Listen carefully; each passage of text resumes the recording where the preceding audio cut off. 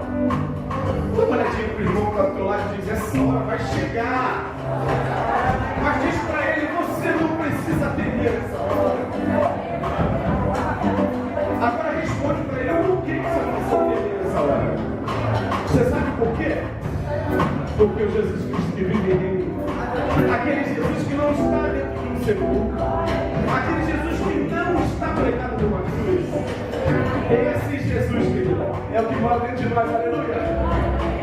Então vamos cantar mais uma vez, enquanto enfim, essa hora chegar, eu não terei medo, eu não terei nenhum receio de falar assim, vamos, estamos juntos, Jesus, vamos embora, porque eu vou morar contigo.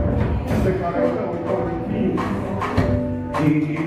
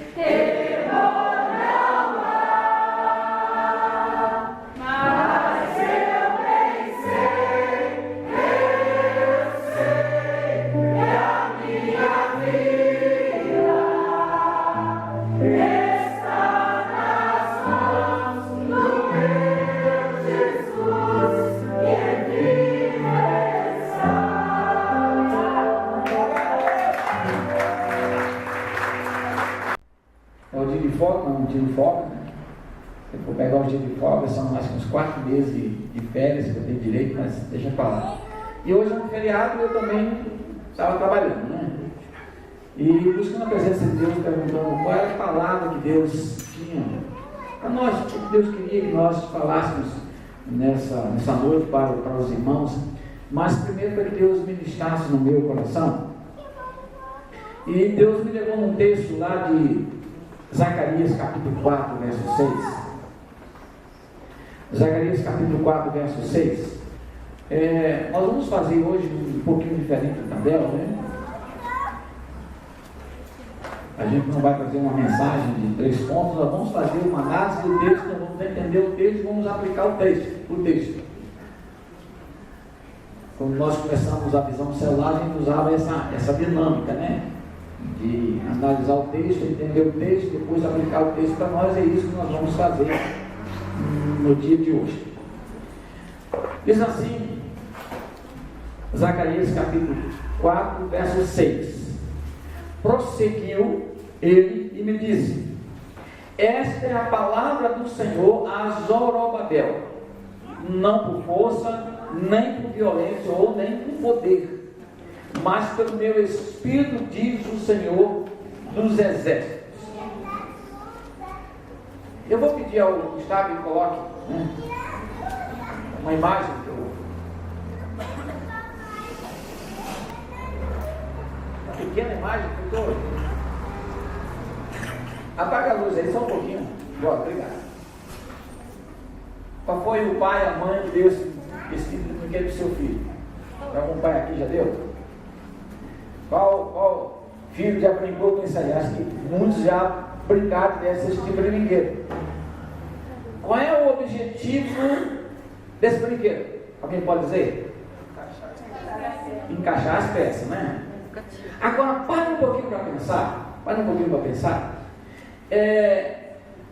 Você já viu alguma criança forçando, onde era um redondo, ela colocando um quadrado? Aí o que acontecia quando ela não conseguia colocar o quadradinho no redondo no quadrado? O que é que ela fazia? Se irritava, o que mais? Jogava, o que mais?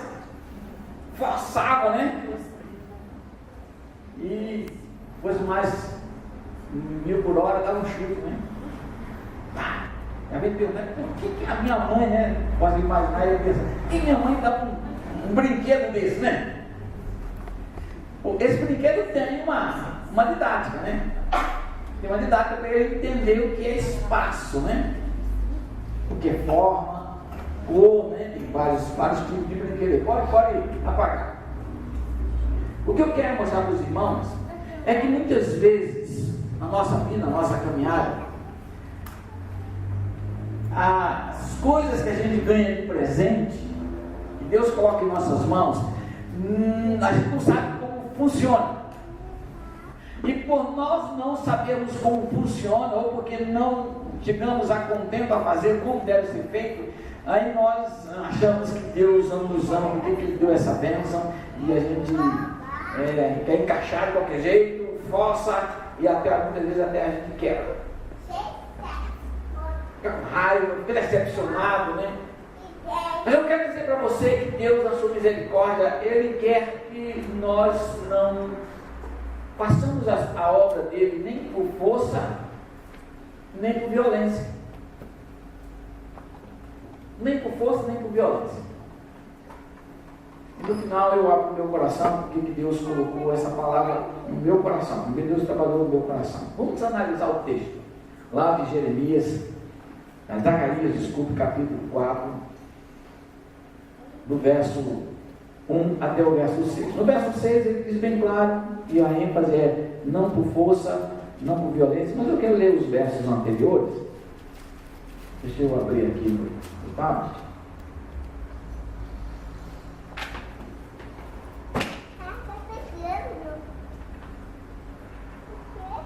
Funciona, tablet. Ele está pensando, com o tempo vai ficando mais experiente, está pensando na vida. Zacarias, capítulo 4, verso 1. Vamos lá?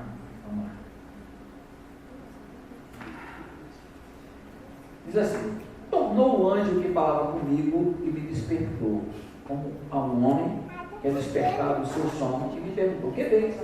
Respondi: olho e eis um candelabro todo de ouro e um vaso de azeite em cima, com as suas 7 lâmpadas e 7 cubos, um para cada uma das lâmpadas que estão em cima do candelabro. Junto a esse 2 oliveiras, uma à direita do vaso de azeite e a outra à sua esquerda. Então perguntei ao anjo que falava comigo: meu senhor, o que é isso? Ele respondeu o anjo que falava: não sabes tu o que é isso? Eu respondi: não, meu senhor.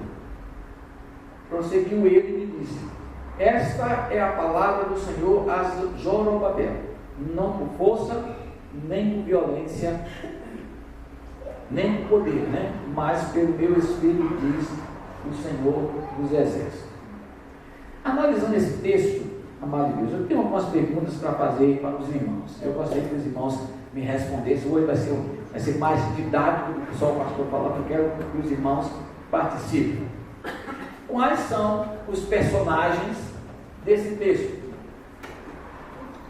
Quem são as pessoas envolvidas nesses versículos de 1 a 6? Quem são eles? Zacarias. Quem mais? Quem mais? O anjo. Quem mais? Zorobabel. E quem mais? Tem mais alguém que faz parte? E o Senhor. Tem o anjo, tem Zacarias, tem lá o Zorobabel e tem o Senhor. O anjo, ele é o emissário de Deus para anunciar aos homens os segredos de Deus. Quando Deus quer falar com você, Ele pode se revelar a você, mas quando a gente olha na Bíblia, e muitas vezes Deus tem usado anjos para falar para você e para mim. Certa vez eu vi um testemunho de um pastor do Rio de Janeiro, e ele gosta de moto, ele estava andando de moto, e daqui a pouco ele parou no sinal, e ele começou um tiroteio, e chegou alguém perto dele de moto e falou assim: me segue. Meu filho, um tiroteio, alguém chama para você seguir, e ele seguiu. Ele escrentou umas quebradas, saiu, foi, e daqui a pouco o cara parou, disse: pode ir embora. E ele foi embora, daqui a pouco olhou para trás, não tinha ninguém. Era um anjo.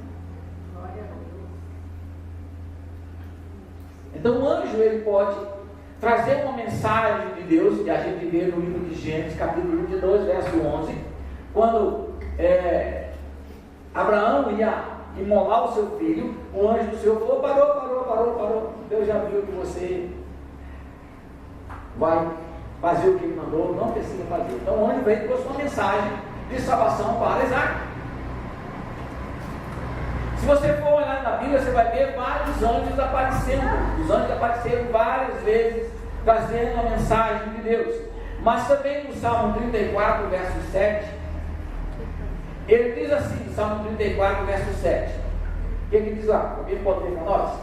Salmo 34, verso 7.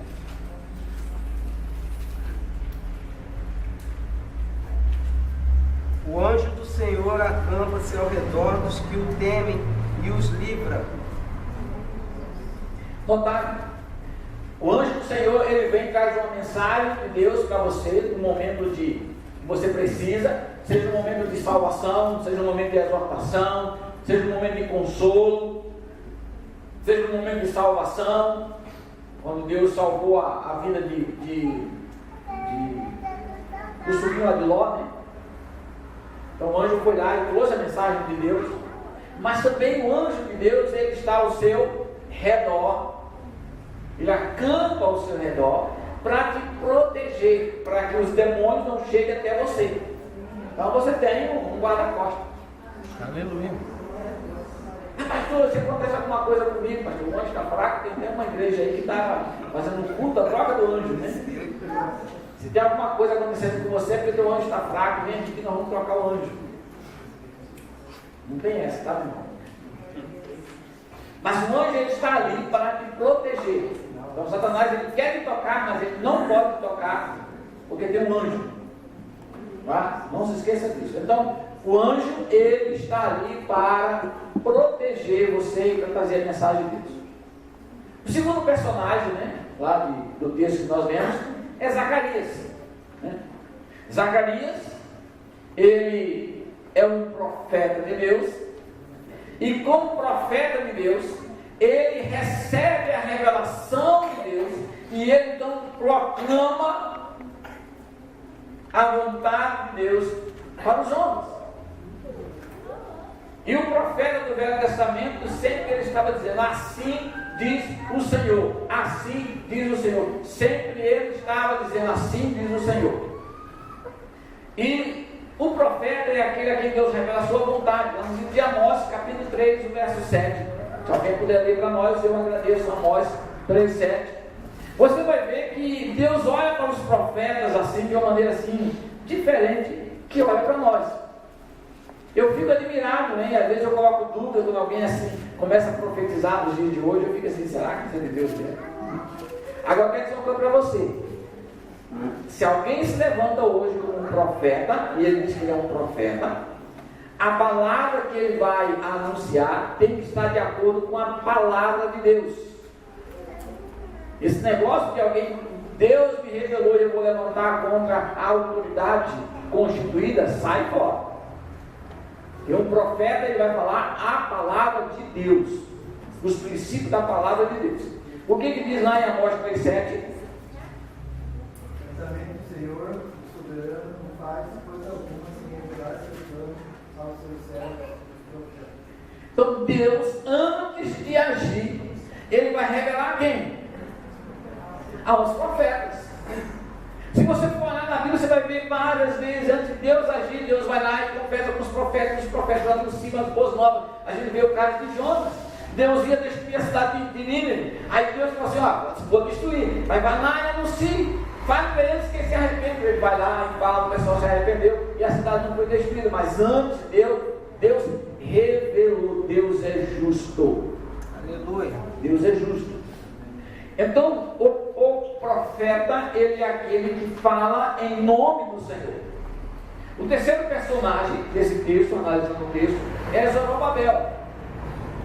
Zorobabel, ele era o governante, ele era podemos assim dizer, não era o rei, mas ele era da linhagem real, da descendência de Davi, e ele era o representante legal que o rei lá da Babilônia, o rei dos persas, tinha colocado ele como o chefe político.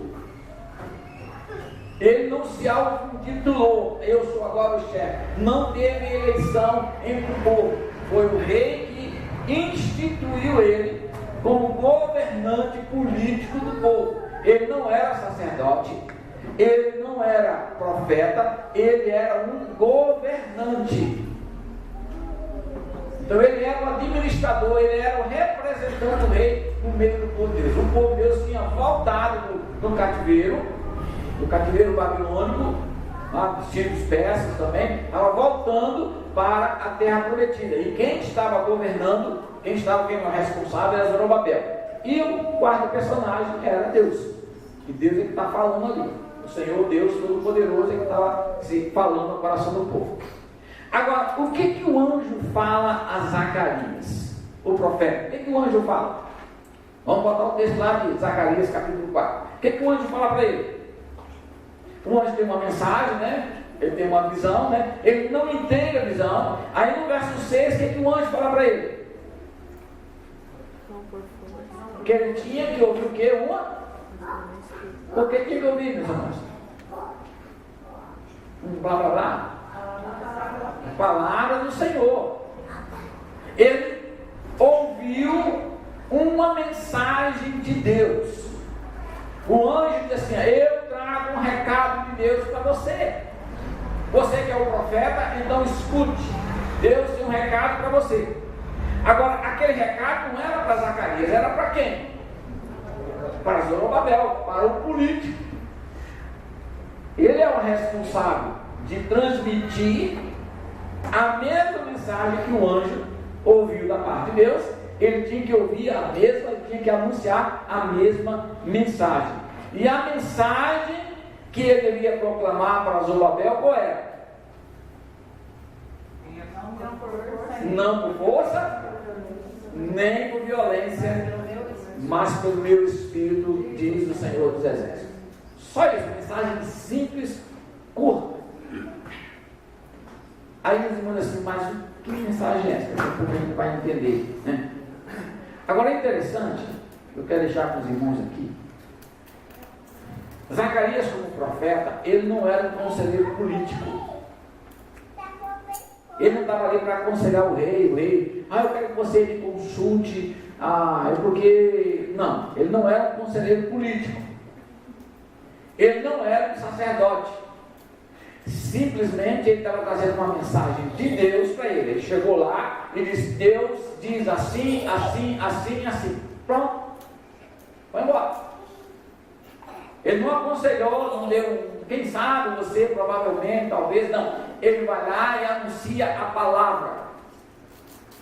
Não tem rodeios nenhum. É isso que aconteceu aqui. É o texto que está falando isso. Agora, vamos para o segundo aspecto, que é a aplicação, aliás, a gente explicar o texto. A análise nós já fizemos e os irmãos entenderam a análise do texto. Mas qual é a explicação do texto? O que isso está querendo dizer? Será que Zorobabel entendeu o que Deus estava falando? O que Deus falou para ele? Não por força nem por violência. O que era aquilo? Que mensagem era essa? Será que ele entendeu? É claro que sim. Que Deus não vai falar uma língua enrolada para ninguém entender. Deus fala bem claro, para que as pessoas entendam. Quando Deus fala bem claro. Primeira coisa que eu quero deixar para os irmãos: o povo tinha desobedecido a Deus, e tinha uma palavra de Deus lá com Moisés lá atrás, né? Se vocês me desobedecerem, vocês serão levados para o cativeiro. O que aconteceu? O povo desobedeceu e foi levado para o cativeiro. Deus levantou o profeta falava, e o povo se arrependia, depois voltava, e deu uma jeito e falou assim: vocês vão para o cativeiro, ponto, não acabou. E eles foram para o cativeiro. Só que Deus faz uma promessa lá no livro de Jeremias, capítulo 29, verso 10. Tem outros textos que falam da mesma promessa. Se você puder abrir, abra lá qual foi a promessa que Deus fez antes do povo ir para o cativeiro babilônico. Jeremias, no capítulo 29, verso 10, ele já fala o que iria acontecer depois de determinado tempo.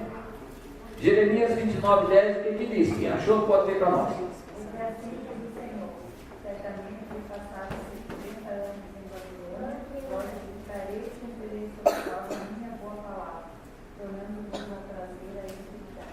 Notou? Depois de quantos anos? Quantos anos, irmão? 70 anos. Eles iam para o cativeiro babilônico. E depois de 70 anos, o que ia acontecer? Eles iriam voltar para a terra prometida. Completaram os 70 anos, quando ninguém imaginava mais. Deus foi lá e colocou no coração de Ciro, já tinha uma promessa lá em Isaías, que Deus ia tocar no coração de Ciro, e Ciro ia autorizar o povo voltar. E quando você vê, o segundo ponto aqui, o rei Ciro permite então que o povo volte para a terra prometida. Abre lá no livro de Esdras, capítulo 2, verso 2 ao verso 4, que é o edito do rei Ciro, para que o povo volte para a terra prometida. Esdras, capítulo 1, verso 2 até o verso 4. Quem não leu ainda, leia bem alto para nós. Assim diz Ciro, rei da Pérsia: o Senhor Deus dos céus, que deu todos os reinos da terra, me encarregou de edificar uma casa em Jerusalém, que é em Judá. Notou? O Deus Todo-Poderoso me colocou todos os reis da terra, e ele colocou no meu coração para eu construir a casa lá em Jerusalém. Eu tenho que ter sido derrubado no Nabucodonosor. Deus cumprindo a promessa. E se você for continuar lendo o texto, ele diz assim: quem quiser ir vá, quem quiser contribuir, contribua. Aí o povo contribuiu, e Esdras já voltou com o objetivo de reconstruir o templo. Ele voltou. Também, mais adiante, já na época de Neemias agora, o templo tinha sido reconstruído. Agora, na época de Neemias, os muros da cidade de Jerusalém estavam derrubados. E o que acontece? Deus coloca no coração lá do rei. Neemias começa Neemias, ele era um copeiro, e ele estava com o coração doente. Ele vai no copeiro, no rei, serviu a comida para o rei. O rei pergunta: por que você está triste? Esse não é para o meu povo lá, a cidade não tem mais muros, muro derrubado e tal, e estão entrando em miséria. Não, você vai voltar para lá, pode voltar, eu libero você. E ele voltou para reconstruir os muros, e dentro de 50 e poucos dias ele reconstruiu o muro todinho. As pessoas participaram. Se você puder ler o livro de Neemias, leia. Você vai ver como é que foi reconstruído tudinho lá. Notou? O povo tinha ido para o cativeiro, e agora o povo estava voltando do cativeiro para reconstruir o templo e para reconstruir os muros da cidade. Era a vontade de quem? De Deus. E todas as vezes que é a vontade de Deus, sempre vai acontecer algumas coisinhas interessantes. Agora, o que aconteceu quando o povo começou a obra de reconstruir o templo e de reconstruir os muros lá da cidade de Jerusalém? O texto é longo, nós não vamos ler o texto de Esdras 4. Quando Esdras começa, junto com o povo, a reconstruir o templo, as pessoas que moravam ali, que não eram do povo de Deus, que eram os samaritanos, que era um povo, não era um povo da descendência, que era um povo misturado, tinha casado com pessoas que não eram de Deus, era uma bagunça espiritual. E diz o texto lá de Esdras 4, que ele disse assim: nós somos parentes de vocês, e nós queremos, junto com vocês, reconstruir o templo. Meu irmão, eu estava ali há mais de 70 anos, por que não reconstruíram o templo? Tem algumas coisas que Deus quer que a gente faça e que ninguém outra pessoa faça. Isso é uma responsabilidade nossa. Entenda isso. Não era para aquele povo construir, era para o povo de Deus reconstruir o templo. Agora, Deus pode tocar no coração de uma pessoa não crente para ele chegar e ajudar na construção de um templo? Pode. Agora, a gente sai aí pedindo dinheiro para as pessoas darem dinheiro para construir o templo? Não, de jeito nenhum, isso é errado.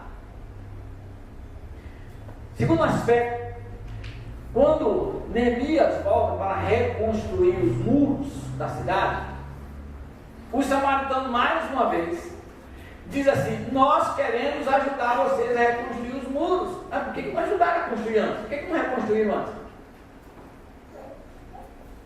Neemias falou assim: não, é a responsabilidade nossa. O que aconteceu quando tanto Esdras como Neemias disseram que aquele povo não podia ajudar a reconstruir o templo e a reconstruir os muros? O que é que eles fizeram? Tanto um como o outro, no caso de Esdras, eles escreveram uma carta lá para o rei, que não era mais o rei Ciro, agora era um outro rei, e disseram: olha, esse povo é um povo rebelde, eles vão reconstruir a cidade e eles vão se rebelar contra você, rei. Abra lá nos livros, não sei das quantas lá, que você vai ver. E o que aconteceu? O rei lá vai lá e manda parar a construção do templo. E manda parar a construção dos muros. Para tudo. E durante um bom tempo ficou parado. Ficou parado. Sabe o que aconteceu? Aquele povo, o povo de Deus, falar assim: nós vamos construir na força. Em outras palavras, era isso que eles estavam dizendo: nós vamos construir. E Zacarias, ele é o profeta dessa época. E Zorobabel, Esdras, Neemias, os outros disseram: nós vamos reconstruir. Deus mandou e vamos fazer. Aí o que acontece? Deus levanta o profeta e ele diz assim: olha, pare, não por força nem por violência, mas pelo meu espírito. Pare. Não, vocês não vão fazer, vai parar. Depois de um tempo eles pararam, eles recomeçam. O momento que Deus mandou eles fazer. E isso é o que acontece, o pessoal: mas o que estão fazendo? Vão lá, o rei manda parar e diz: não, mas tem um edito lá de Ciro que a gente tinha que reconstruir. Aí eles mandaram fazer a obra. Vocês estão entendendo? Essa é a razão, quero explicar o texto para os irmãos entenderem. O Zorobabel e o povo, por certo, iam continuar a obra, apesar da proibição do novo rei. Aí Deus aparece na história e diz assim: olha, para, eu vou agir em favor de vocês. Aí vamos aplicar o texto. Primeira lição que esse texto nos ensina aplicando para nós. Primeiro, Deus faz uma promessa para você, Ele cumpre. Glória a Deus. Ele não prometeu que o povo ia voltar para morar novamente ali naquela terra, aquela terra da promessa, depois de 70 anos. Aconteceu. Segunda lição, eu vejo aqui: Deus faz a promessa, Deus cumpre, mas o inimigo se levanta para que a promessa de Deus não venha se cumprir. Aí vem os desencontros, as dificuldades, e muitas vezes, diante das dificuldades, nós tomamos duas decisões: ou de continuar confiando no Senhor, ou de chegar assim: essa aí é a vontade de Deus. Aí a gente começa a reclamar de Deus: Deus não cumpre a sua promessa, esse povo não quer nada, Deus esqueceu de mim. E a gente começa então a murmurar e se afasta da casa de Deus, por alguns problemas, algumas dificuldades, alguns desafios que aparecem. Falado domingo passado, os desafios que o povo de Israel estava passando. O que eles fizeram? Eles disseram: não, Moisés aparece assim: gente, nós já entramos na terra prometida, falta somente vencer 2 povos, falta pouco, vamos lá, Deus é conosco. E o texto lá de Deuteronômio capítulo 1, verso 29 e 31 fala sobre isso. Não tenham medo, nosso Deus está conosco, Ele vai na nossa frente. E Deus diz assim: olha, Deus vai cuidar de você como pai e cuida do filho. Pois que os irmãos ouviram. Só que o inimigo, ele vai vir com todas as suas forças, ele vai usar todos os meios, sejam eles legais ou ilegais. Ele vai usar pessoas, ele vai tentar nos amedrontar, Deus não cumpre palavra. Tá vendo aí? Ele começa a vir dificuldades sobre nós, sobre a nossa vida. Aí entra Deus na história e diz assim: eu fiz uma promessa para você, não por força e nem por violência, mas eu quero dizer para você que eu vou agir em favor de vocês. Agora, por que Deus entra e diz não por força, não por violência? Se o povo realmente se levantasse contra o império, agora não era mais Ciro, agora era Artaxerxes ou Dário, não sei qual era o rei lá que estava governando, não era mais a Babilônia, agora os sírios persas. Aquela nação podia vir agora contra o povo de Deus e exterminar aquele povo. A primeira coisa. Segunda coisa, Deus está nos ensinando lição, diz assim: olha, se vocês fizerem do braço, são vocês, a glória vai ser de vocês, mas a glória tem que ser dada a quem? A Deus. E Deus, quando eu não fiz uma promessa, não por sua força, não pelo seu poder, ele diz assim: mas pelo meu Espírito. Agora quem está falando isso? O Senhor dos Exércitos, aquele que vai guerrear por você. Não é você que vai guerrear. Na pastoral, eu vou adiante de vocês, eu pelejarei por vocês e eu cuidarei de vocês. É o resumo do sermão do domingo passado. Deus cuida de nós como pai e do seu filho. O nosso relacionamento com Ele é de pai para filho. Deus jamais nos desampara. Jamais. Nunca se esqueça disso. Ele vai agir em seu favor. E é interessante que esse texto do sermão do domingo passado, Deus diz assim: eu pelejarei por vós, eu vou adiante de vós. Meu irmão, se Deus está diante de nós e vem o inimigo, quem que ele vai enfrentar primeiro? Deus. Não será eu nem você, ele vai enfrentar Deus. E alguém já venceu Deus? Você está entendendo? Não por força, nem por violência, mas pelo meu Espírito. E para concluir, muitas vezes erramos, que queremos fazer na força do braço. Muitas vezes nós dizemos, Deus falou, Deus não mandou o povo voltar para a terra prometida e reconstruir o templo, reconstruir os muros, sim, é a palavra de Deus. Aí a gente se levanta contra a autoridade, se levanta contra tudo e todos, quebra todos os princípios da palavra de Deus, diz assim, não, eu tenho uma palavra do Senhor sobre esse assunto. Eu já vi muita gente fazendo isso. E muitas vezes eu já fui engambelado pelo inimigo, dizendo assim, Deus me falou assim, então eu vou fazer. Agora não é nem por força, nem por violência, mas pelo meu espírito, diz o Senhor. A questão é, esta é a hora de fazer o que Deus falou que vai fazer? Porque tem um momento certo. Eu não sei quantos aqui já dirigiram o carro e errou o horário de passar a marcha, né? A marcha na direita, aquele barulhão. Meu Deus, né? Você é motorista que fica com vergonha, né? Tem a hora certa de passar a marcha certa. Segundo, essa é a maneira certa de fazer? É outro aspecto importante. Essa é a maneira certa de fazer. Tem a maneira certa de fazer. Terceira pergunta, ou terceira afirmação. Essas são as pessoas que devem fazer. A gente tem que saber disso também, que tem algumas pessoas que não vão fazer determinadas obras. Serão outras. Tem algumas coisas que todos são responsáveis por fazer. Mas tem algumas coisas que somente algumas pessoas devem fazer. E Deus separa elas. O Espírito Santo de Deus, diz a Bíblia, lá no livro de João, ele nos guiará em toda a verdade. É por isso, não por força, nem por violência, mas pelo meu Espírito. Então, a gente tem que entender isso. O Espírito Santo de Deus que habita dentro de você, ele vai te guiar em toda a verdade. Segundo lugar, o Espírito Santo de Deus, através daquilo que nós vamos fazer na obra de Deus, vai glorificar o nome de Deus.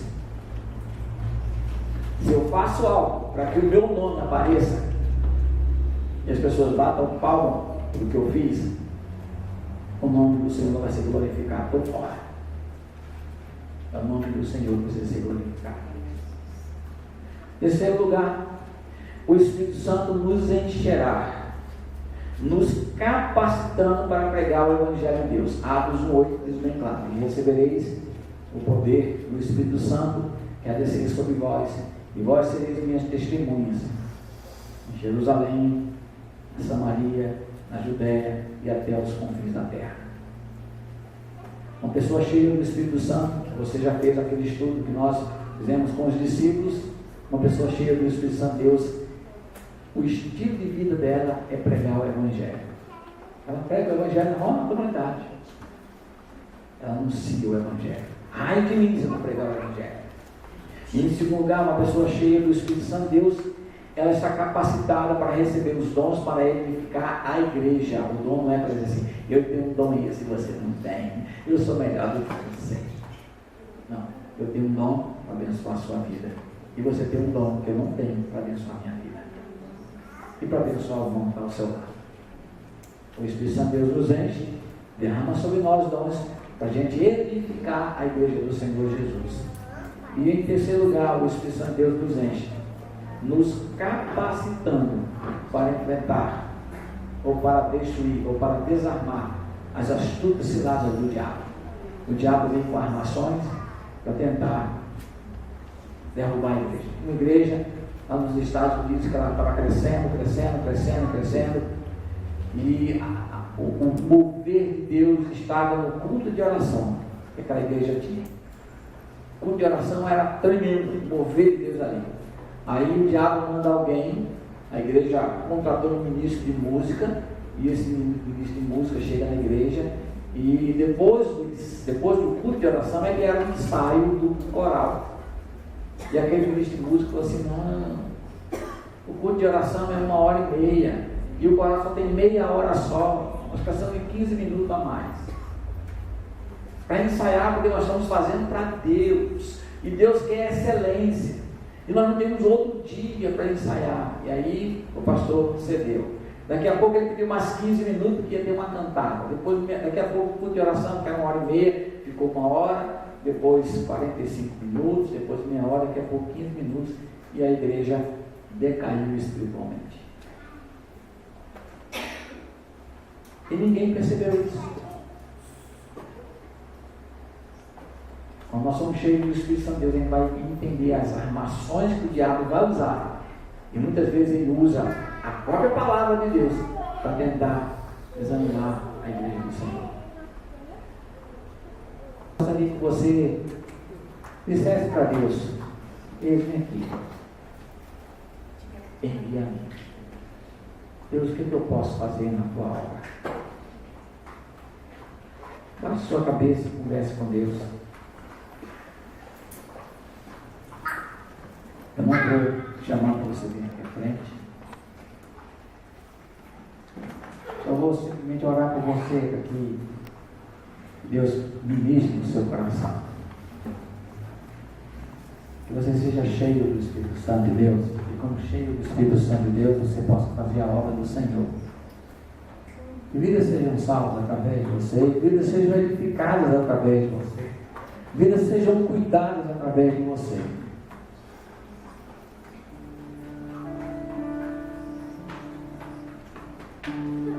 Eu estou sendo esse profeta de Deus para você nesta noite. Não por força, nem por violência, mas pelo meu Espírito, diz o Senhor dos Exércitos. Deus é que vai agir. Deus, eu te peço que o Senhor venha ministrar, ó Deus, no coração da tua igreja. Espírito Santo de Deus, a igreja é tua. O Senhor foi que convenceu, o Senhor foi que restaurou. Eu te peço, Espírito Santo de Deus, que o Senhor venha encher cada coração aqui. Que a tua igreja, ó Deus, saia, ó Deus, da zona de conforto.